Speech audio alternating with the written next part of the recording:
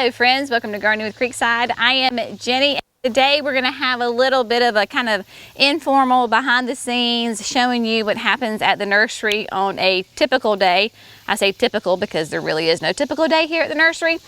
Today is Thursday morning, just to give you an idea, and really with the way that things are going to go today, we may do this both this morning and then tomorrow morning to kind of give you a really comprehensive view. Yes, it is the beginning of September, so as far as like customer flow, it's a little slow, so this is a great time for us to get all sorts of projects done. Speaking of projects, I am tackling the water trough behind me. I may give some of y'all a heart attack and you just may kind of freak out on me because I have already started to rip out the pineapple brandy coleus and the, I believe this was clowning around caladiums. The Prince Tut grass is doing fantastic, nice and upright, so I'm going to leave that in there. But the pineapple brandy and the caladiums, with the storms that we've gotten here recently with the wind and the rain, they've gotten to be a little floppy and ruly and just not very attractive. Plus, I am ready to move into fall, so I am going to kind of force things along. Dadgummit, I'm going to make it fall. And so what I'm doing is I'm just pulling this stuff out and just cleaning it up. I do have my sunglasses because it's bright and shiny out here. Let me grab my gloves right quick. I know some of you like to work with gloves and some of you don't. I know some people really like to feel like the soil in their hands, and I get that, but I have had, Jerry cannot stand to wear gloves. He only does it if he absolutely has to. Personally, I have gotten so many cuts and infections on my hands, it is just not worth it. So imagine that this is only one coleus in here. This pineapple brandy is just a wonderful, beautiful beast. And the caladiums are in here. They're just kind of like snapping off at the top. I'm not getting the whole corns and everything on them. So I'm just gonna snap them off for right now. Later I can go back and like actually dig them out later. Now I know somebody's gonna say, well Jenny, aren't you gonna save those? You know, you could use them for next year. No, I'm not. I'm not doing it. It is not worth the whole process of the storing and the chilling and the, y'all, just buy new ones. It's just not worth it. It would, you know, it's just not worth it. Even on Proven Winner's website, no, it was Instagram. This was a couple of weeks ago. And I was glad to see this. Even Proven Winner, somebody said, you know, do we try to save our caladiums?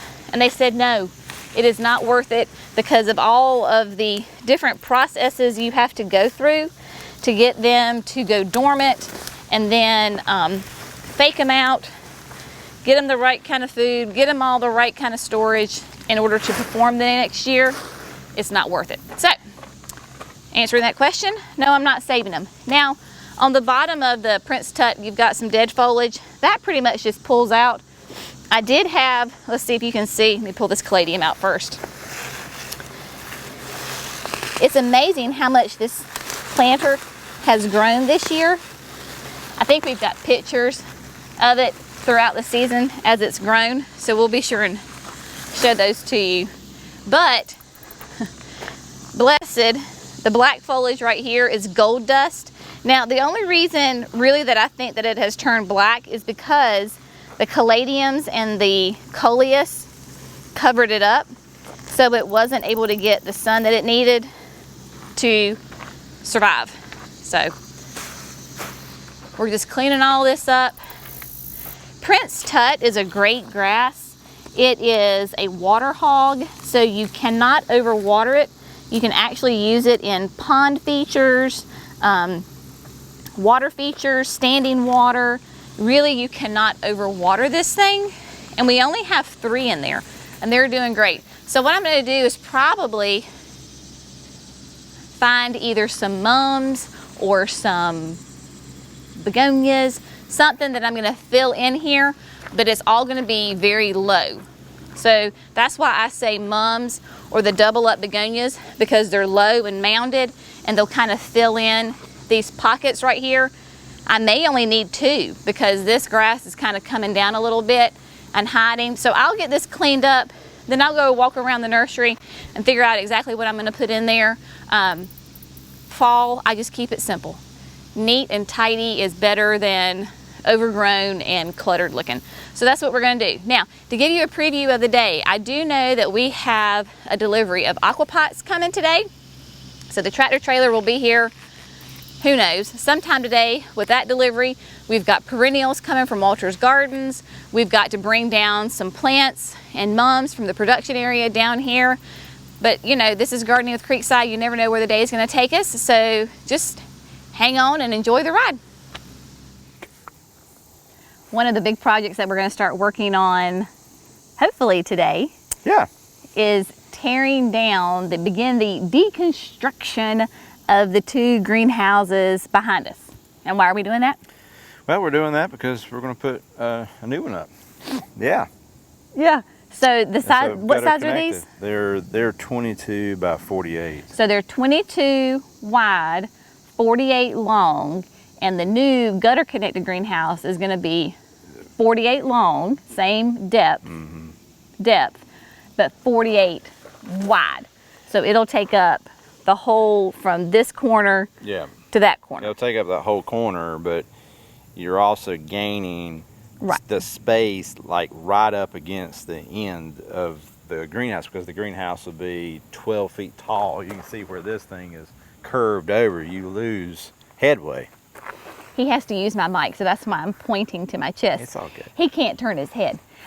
So right, because these have rounded edges and the new greenhouse has straight edges, plus we gain all of the, well, there's like what, 2 feet between the greenhouses?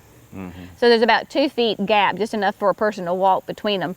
So that's very exciting. They're gonna install it, what, sometime in October? Yeah. I think so. Sometime in October. Gives us, I think we've talked about this before, you know, it just gives the customer more room to walk around in the spring. These are really tight.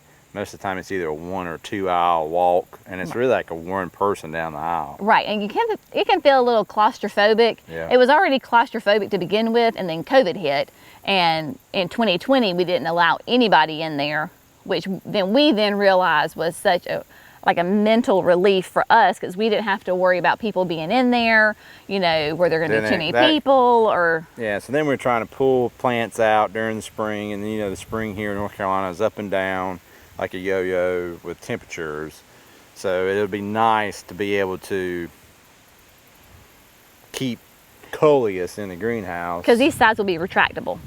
Yeah, so these sides will go, we can open and close them with the thermostat just like we do the new production one. So we could have it closed in the morning, and then at 10:30 they just automatically roll up, and then at 4 o'clock or 5 o'clock they automatically shut. This is like a double layer of plastic that you can see. The new one will be polycarbonate, and it's just a thin layer of hard plastic, essentially what to say. You know, it's not glass. It's not glass, but it looks a little bit more like glass. Yeah, and it'll glass, of course, would last longer, stay clear longer, but the price tag goes like way up, and you're talking quadruples. Like what they said, 12 years before you have to do anything to this, and that's sufficient for me. Yeah, we're good. So I'm good. This will be here for a while. Yeah. So Jerry's going to start throughout the day as he's able, today and tomorrow, to start ripping it apart. And he said, well, it's going to be hot working in there, because of course we want to save some of the irrigation and that kind of stuff. And he said, it's going to be hot. And I was like, just cut the plastic. Yeah. Because we're not saving the plastic. We'll take the wiggle wire off, and I know, but you could still slit it so that it wouldn't be hot in there. We could, yeah. You know what I mean? Because you're not saving the plastic. No, we're not, especially on this one. No, that one's... Even the other one, it's new, and it's probably still got... What, a year? A year or two maybe left on it, but I noticed just the other day it had some minor holes. Right. So if you didn't know, with these greenhouses like this, they are that the plastic is the double plastic, but you have to replace it every 4 to 5. But 4 they to really 5 recommend years 4. because what happens is the plastic starts to degrade and it gets cloudy, and so it doesn't allow as much light in. So then when you're growing, your plants get leggy. Yeah, this year we had that issue with some baskets, and this one in particular. Which is a grower, you do not want leggy plants. Yeah, and I knew I was stretching it. You're stretching it. Yeah. So, yeah. Sorry. You know, so I was pushing my limit. There we go. You know, way far, and because I had this in the back of my head for the last 2 years. So then this one mechanically had some problems, electric, different things. I said, well, Jenny, it's time if we're going to do something. Right. If not, we're just going to fix them, and we're not going to do it. Right. You know? So that's what we're going to do. So he's going to start tearing some stuff down, and we'll show you that process. Sounds good. All right.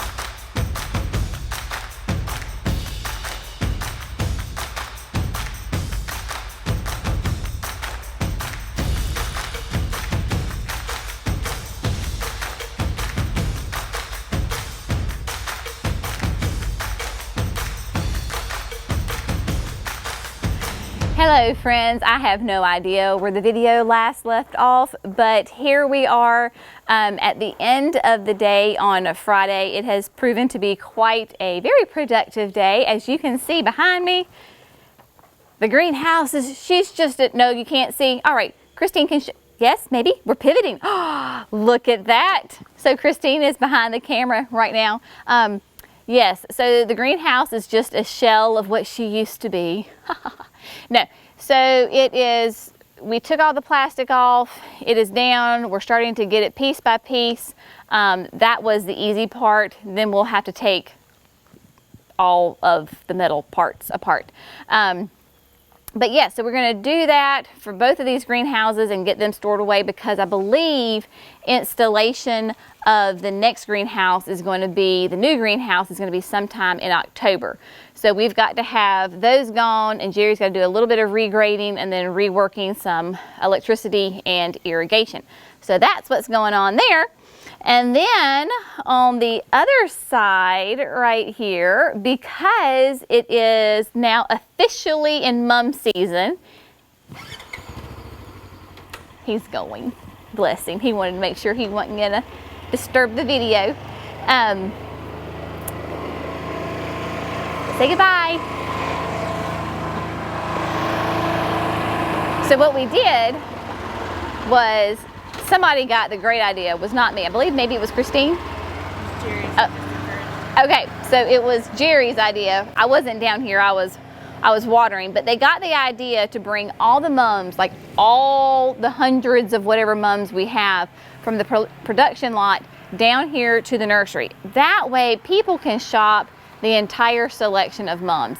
And you can see that kind of that pile of tubing behind me. They brought not only the mums, but they also brought the irrigation with them. So we're not going to have to hand water this. This will all be on the drippers. He'll hook it up to irrigation and the timer, and easy peasy. So when you come to shop, you will have a great selection of mums that are currently showing color. If you want them to be like a mid bloomer or a late in the season bloomer. We have them all here and all the colors, and they're divided by colors. So that happened today. Yesterday, we did show you some footage of the aquapots coming, and I wanted to show you, I'll pick up the smaller one, because while they're heavy, they're not like, you know, incredibly heavy. But this is, I forget what the actual name of this is. We'll put it on the screen, but this style came in, so we have one pallet of these. Some of them are already sold. If you are local and you want one, you need to get out here and get them. We do have another pallet coming, but it will be sometime in the spring. So if you want one now, we do have them, so come on out here and get them. This is that small flat rim vase, and then, you know, they come in the 4 sizes. It's just the same traditional sizes. So those came yesterday and have been selling those. And we also did get a pallet of the matte black with the techno with the lines. And then just now, we actually said this was gonna happen yesterday. It didn't. So it happened today. We got a delivery from our favorite perennial nursery. See that? Walters. So in here, these are, it is Brunaria. As I heard another person on TV say, we're bilingual around here. So I can't take it out, it's just easier if I show it to you. So this is Jack of Diamonds. So we've got the Jack of Diamonds, it is here. It will get potted up. There's a possibility that it could be ready in November, but really these are for spring sales. Super excited about, we have several different boxes of these guys. I always grew up calling them Lenten roses or hellebore. So there you go. And this is part, we got multiple different colors from the wedding party series. So they all have some fun names. So like, for example, this is Blushing Groomsman. And so these are gorgeous. If you don't have Lenten roses, hellebore, they're fantastic. Really hardy perennials, and they're called Lenten roses is because they were one of the first ones to bloom in your garden, typically around the season of Lent. And they come in all these different colors. They are evergreen. They are deer resistant, nice and kind of rough texture, so that makes them deer resistant. Once we get them all potted up, we'll give you more information on Lenten roses. But if you're local, again, we will have those. And then we got some other things that I haven't opened the boxes on. But you know, around here, there's always something going on. I think we're gonna wrap up the video for today. I did get the water trough planted. I know we had talked about that yesterday. So we'll do some B-roll on that. Christine was ready. She's like, I'm in it. We're gonna move the camera. See, I have a great editor that can just she can just throw that picture in right now. She doesn't have to move the camera. So I left the Prince Tuck grasses in there, and then we just kept it really simple. I found some yellow mums that are almost in full bloom and tucked them in there, because when we pulled out that coleus and the caladiums, we saw what fun structure that the Prince Tuck grass had, and it just looks really neat. So we didn't want to hide that. So we just put in 2 low mums. I didn't even take them out of their pot. I just left them in their pot and then kind of buried them in the soil. That way, if these early mums get done and they start to look a little sad, then I can go find maybe some other ones that are not selling, and I can plop them in there instead. So it'd be a little easy switcheroo. I know this has been a little bit of a different video, a little kind of disjointed. Hopefully my creative genius can work her magic and make it all flow together. But you know what? Such is life around here. When the nursery is open, even when the nursery is not open, it is just, you are doing a million things all at the same time. Sometimes it can get a little overwhelming, but most of the time it's just a whole lot of fun. So as always, thank you so much for gardening with Creekside. Y'all have a great day. We'll see you in the next video. Bye, friends.